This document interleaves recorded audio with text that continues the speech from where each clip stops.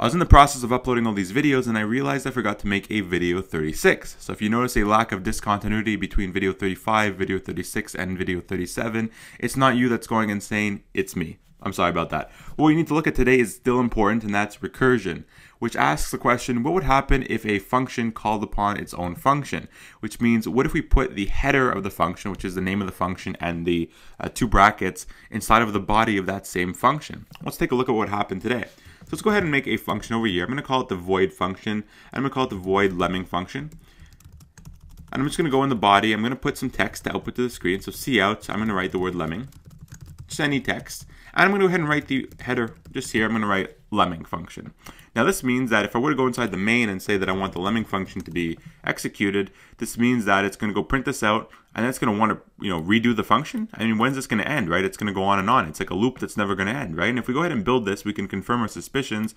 This just keeps going and going and going until our computer's going to crash. So I'm going to stop that before I have to restart this video because my computer crashes. Now, that's awesome, you might be saying, and you're saying, okay, it's just a reckless loop with no conditions to it. What's the purpose of this? We saw that loops, if you don't put increment and condition on them, they go forever. What's the purpose of recursion? It's just going to repeat itself over and over. Well, we can actually do something called a base case to allow this to stop eventually, and we can actually find some uses for this. You might think that this is useless, we can just do everything with a loop instead. How about we look at how we can calculate a factorial? So we're going to make a factorial calculator using recursion. Let's get rid of all this stuff we wrote here. I'm going to go ahead and create a new function up here. I'm going to go ahead and create integer. I'm going to call this a factorial. So it's a factorial function, and it will be passing through integer parameter x through here. Now I'm going to put an if statement inside of this. I wrote faction, right? Completely misspelled. Factorial. There we go. So now I'm going to put an if statement inside here. I'm going to write the first condition is going to be if x is equal to 1, which means if x is equal to 1. Remember, if you're just putting one equal sign, that's for assignment. If you're putting two equal signs, that's for is equal to in terms of condition. So remember that. So we're going to say if x is equal to 1, we're simply going to return 1.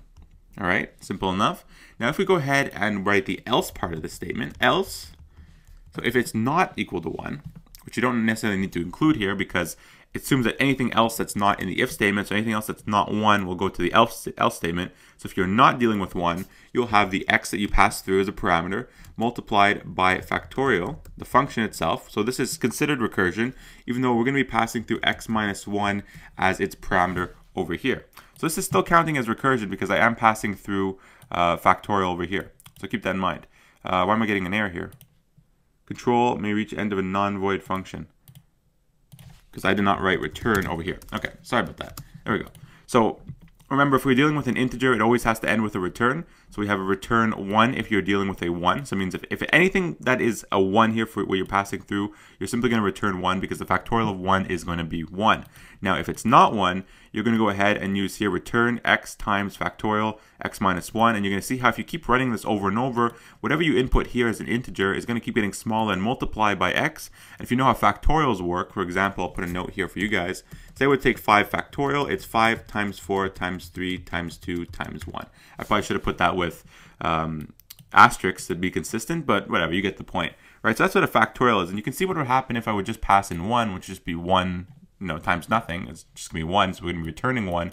And if we pass through any other number, we're going to keep multiplying it by the initial number. However, you're going to keep decreasing it each time you run through. It's sort of like a loop increment, which we see right here. And you need to have this base case, or else you're just going to keep running forever, and then it's going to be no point to having this recursive loop. So now we know to go ahead and print this out because we're not dealing with a void function that had a print command inside of it. We need to go ahead and print this out for ourselves. So I'm going to write cout, so I'm going to write factorial. I can pass a number through. I'm going to pass through the number 6. Actually, I should pass through 5 because I already have it written on screen, so we know what's going to happen.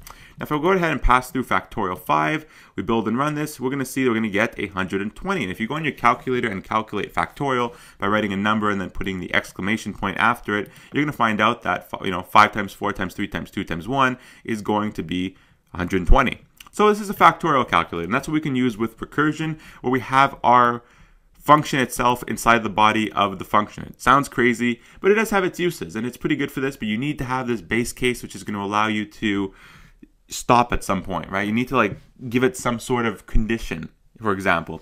So I hope you guys enjoyed this video. If you have any questions regarding recursion, feel free to leave them in the comments below. It is one of those abstract things that some people have problems with, so I will answer questions if there's any. Hope you guys enjoy the rest of the series, and the next video will be a continuation of what you saw in 35, which was the constant keyword. This one in regards to constant objects and constant functions. Enjoy.